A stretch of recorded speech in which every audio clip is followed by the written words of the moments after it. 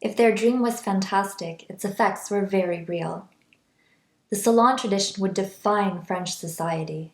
It created the idea of the grand monde,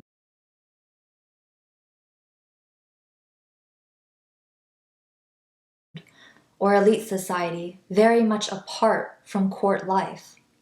Louis XIV, as we saw, borrowing from Fouquet, who borrowed from these salon women, knew how to integrate the grand monde into his monarchy, melding the high life and the courtly life into one almost seamless body. Yet the aristocratic institution that privileged gallantry, playfulness, and the serious approach to matters of pleasure would outlive the old regime. We have abundant testimonies from Balzac to Proust of the old world ways and its rules that persisted well past the French Revolution of 1789 that erased the official nobility. How did these codes and the world of bienséance survive when many of its foremost practitioners had literally lost their heads to the guillotine? Madame de Genlis, the pedagogical writer and playwright of the late 18th and early 19th centuries, would say that the endurance of customs established in the early 17th century regarding decorum was due to their necessity.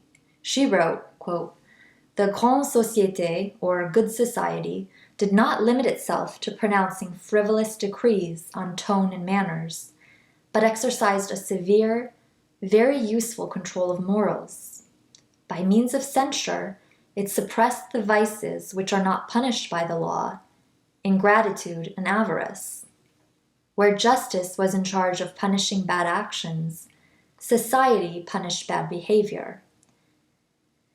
Its general disapprobation removed something of his personal standing from one who was its object. To be excluded from society's heart had the most fatal effect on a person's destiny, and existence was turned upside down by the words, 'Everyone closed their doors to him.'"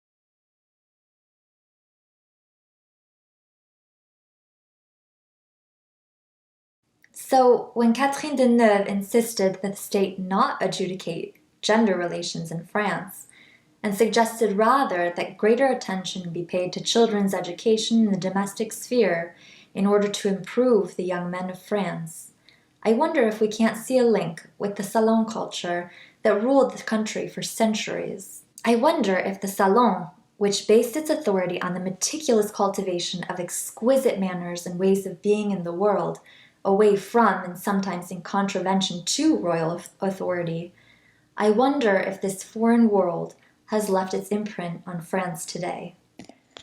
Now for the question of the week.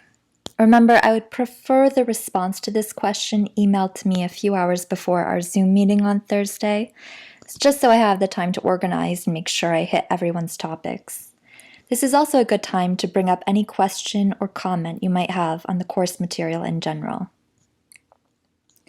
The question is the following.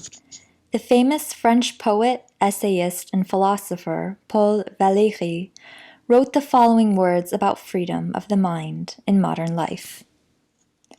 Quote, "If a man is employed, earns his living, and can devote but an hour a day to reading, at home or in the bus or the subway, his hour is taken up with crime stories, nonsense, tittle-tattle, and invariably the same news, in a confusion and abundance that seems calculated to bewilder and stultify people's minds. Such a man is lost to books. This is inevitable, and we can do nothing about it. The consequence of it all is, first, a real debasement of culture, and second, a real debasement of true freedom of the mind.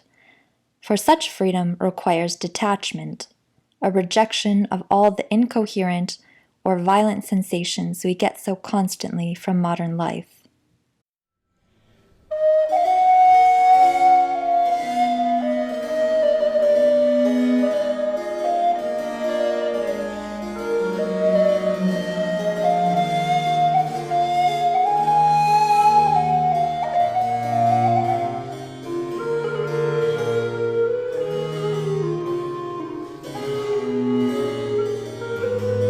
So the question is, what is freedom of the mind compared to political freedom?